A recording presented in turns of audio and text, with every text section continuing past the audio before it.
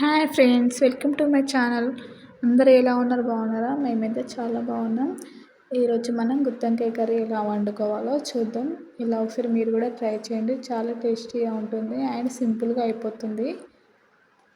First of all మనం masala prepare చేసుకోవాలి. దానికోసం ఒక ప్యాన్ పెట్టేసుకొని ఒక కప్పు పల్లీలు వేసుకోండి. అలాగే జీలకర్ర కూడా వేసుకోవాలి. 4 మిరియాలు, 2-3 ముక్కలు చెక్క, వీటితో పాటు సాజీర కూడా వేసుకోండి. బాగా కలుపుతూ దూరగా వేయించుకోండి.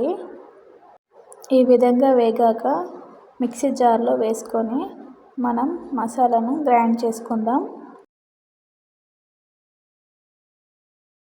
అదే జార్లో 2 టేబుల్ స్పూన్ కారం, కొద్దిగా పసుపు, అలాగే 2 టేబుల్ స్పూన్ ఉప్పు వేసుకోండి. అలాగే 4-5 వెల్లుల్లి రెబ్బలు కూడా యాడ్ చేసుకోండి. ఈ విధంగా గ్రైండ్ చేసుకోండి. అదే జార్లో ఒక మీడియం సైజ్ ఉల్లిగడ్డను పెద్ద ముక్కగా కట్ చేసి మళ్ళీ గ్రైండ్ చేసుకోండి. ఒకవైపు చిన్న నిమ్మకాయ అంత చింతపండు నానబెట్టుకోండి. మీరు కూడా ఈ విధంగానే ఫ్లవర్ షేప్లో కట్ చేసుకోండి 4 వైపులా. మనం ఇందాక గ్రైండ్ చేసి పెట్టుకున్న మసాలాను ఈ 4 వైపులా బాగా పెట్టండి.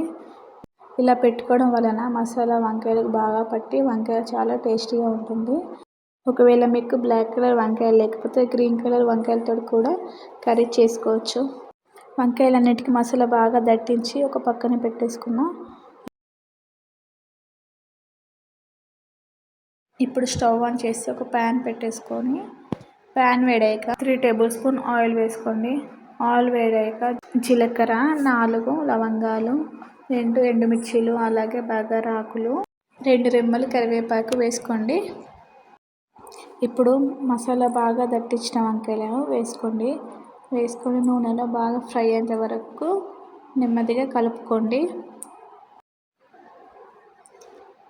ఈ విధంగా చూపిస్తున్నట్లు ఒక్కొక్క వంకాయను నెమ్మదిగా టర్న్ చేసుకుంటూ కలుపుకోండి.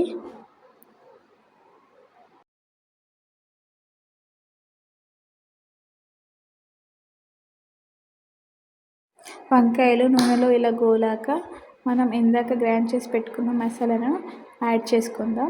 బాగా కలుపుకొని 2 మినిట్స్ పాటు మూత పెట్టేసుకోండి. ఈ విధంగా నూనె పైకి తేలేంత వరకు బాగా మగ్గనివ్వండి. ఇప్పుడు 1 table spoon garam masala add చేసుకుందాం. నానబెట్టి పెట్టుకున్న చింతపండు రసాన్ని ఇందులో పోసుకోండి. 2 నిమిషాల పాటు మూత పెట్టేసుకుని బాగా మగ్గనివ్వండి.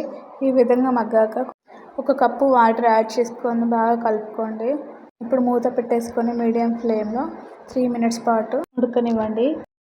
కర్రీ ఈ విధంగా చిక్కబడ్డాక స్టవ్ ఆఫ్ చేసుకొని సర్వ్ చేసుకుంటే గుత్తొంకాయ కర్రీ రెడీ. మీరు కూడా ఈ స్టైల్లో ట్రై చేయండి. చాలా టేస్టీగా ఉంటుంది అండ్ తొందరగా అయిపోతుంది. ఇలాంటి మంచి మంచి వీడియోస్ కోసం మా ఛానల్ని సబ్స్క్రైబ్ చేసుకోండి. బాయ్.